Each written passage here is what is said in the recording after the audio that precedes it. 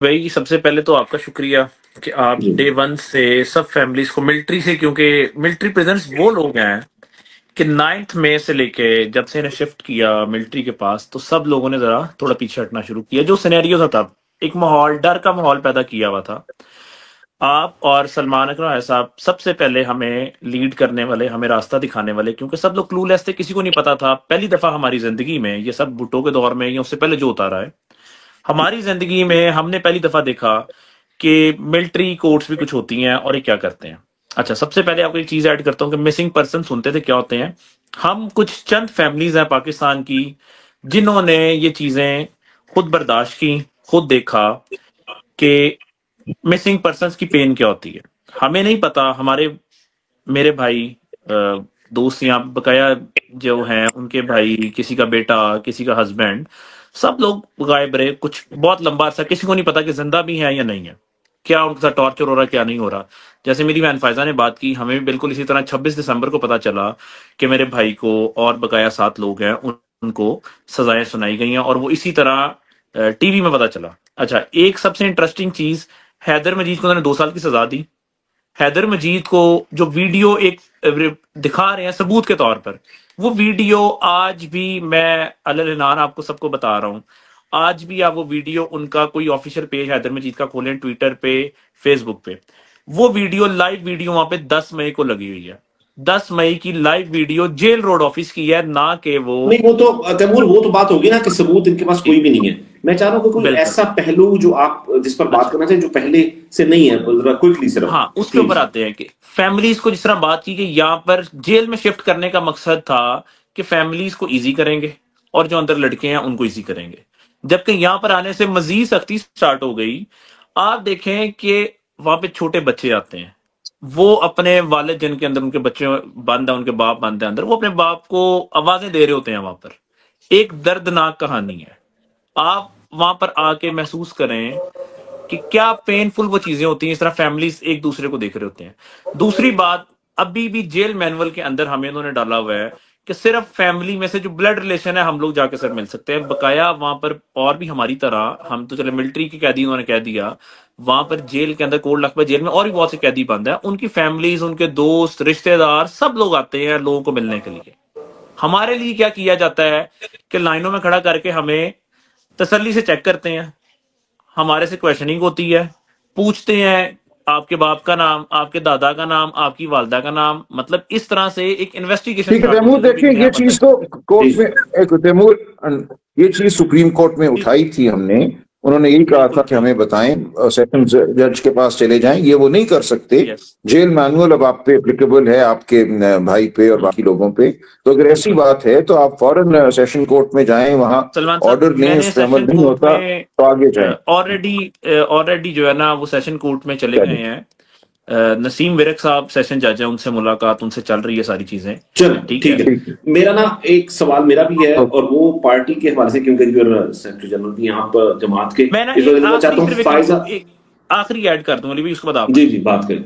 अभी ये एक नया चीज चल गई है कि दोबारा से वो प्रेस कॉन्फ्रेंसिस वाले सीन की तरफ ला रहे हैं, प्रेशराइज ओके। किया जा रहा है। ठीक है, और कि माफी मांगे और घर को जाएं। अब अंदर ये काम चल पड़ा है कि जी रमजान आ रहे हैं, अपनी फैमिली के साथ, मतलब इमोशनली तौर पे उन्होंने देख लिया, फिजिकली तौर पे नहीं ये लोग माने, फिजिकली टॉर्चर कर लिया, इनको कंफाइनमेंट में रख लिया, सब कुछ करके देख लिया। अब वो इमोशनली तौर पे कि रोजे आ रहे हैं, रमजान आ रहा है, क्या कर रहे हो, क्यों अपना फ्यूचर तबाह कर रहे हो, अभी आप नए या जवान है, और जाएं अपनी फैमिली के साथ जाएं। सिर्फ सिंपल क्या काम है, माफी मांग लें। माफी किस चीज ठीक, की मांगे, एक सजा, क्या सही, माफी क्या है। ठीक, इस पर हम डिटेल में भी बात करते हैं। जी सलमान से सिर्फ दो मिनट मैं चाहता हूँ। जी फायजा, जी, यू सलमान हैव साहब। Anything to say, any question, anything you want to add please, miss Salman साहब? No, I just want to add, I want to rephrase the same thing that I've said earlier कि सलमान साहब obviously हमें represent भी कर रहे हैं supreme court में। ये केस जो है इतना इम्पोर्टेंट केस है कि अब ये डिटरमिन करेगा कि पाकिस्तान किस डायरेक्शन में जाएगा। और हम उम्मीद करते हैं कि जो बेंच बैठा है वो इंसाफ करेगा, और वो इस पाकिस्तान के लिए इंसाफ करेगा, हम सब के लिए तो करेगा, इस पाकिस्तान के लिए इंसाफ करेगा। ठीक, मेरा बस सवाल ऐड कर लीजिए सलमान साहब, आखिरी, and then you are good to go. I mean आप उसके बाद आपके वक्त का बहुत शुक्रिया। और वो ये है कि पार्टी रहनुमाओं में से हम बहुत ज्यादा ये देखते हैं कि कोई भी इनके साथ शायद नहीं है। इनके घरों में कुछ लोग गए शुरू में, जिस वक्त एक प्रेशर पड़ा, उसके बाद कोई भी नहीं है। एक प्रिजनर कमेटी बनी जिसको कोई लीड कर रहे थे, और उसके बाद अब कोई इसको लीड नहीं कर रहा है।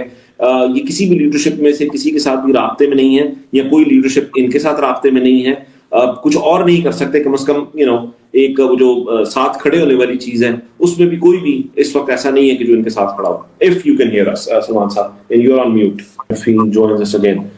मैं सिर्फ ये चाहता हूँ, अच्छा सिद्रा आपके पीछे ना आपका फीडबैक है कोई, तो आप ना जरा इसको ना दोबारा रिजॉइन करें, क्योंकि बहुत ज्यादा एको है आपके उसमें, तो आप जरा रिजॉइन कर लीजिए। आप बात कीजिए, बोलिए कुछ। नहीं, आपके में काफी फीडबैक है आपके पीछे, तो आप जरा प्लीज रिजॉइन कीजिए सिद्रा, ठीक है? तब तक हम इससे बात करते हैं, ठीक है?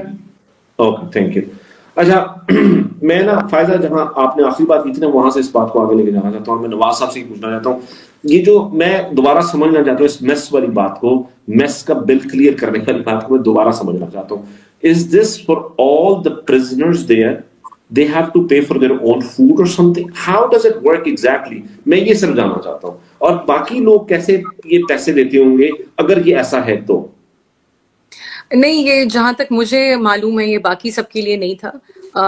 हमें शुरू में ये इम्प्रेशन दिया गया कि because obviously my father in law is a retired brigadier, तो हमें ये इम्प्रेशन दिया गया कि जी ये इनके आराम के लिए है, हालांकि वो हराम के लिए नहीं था।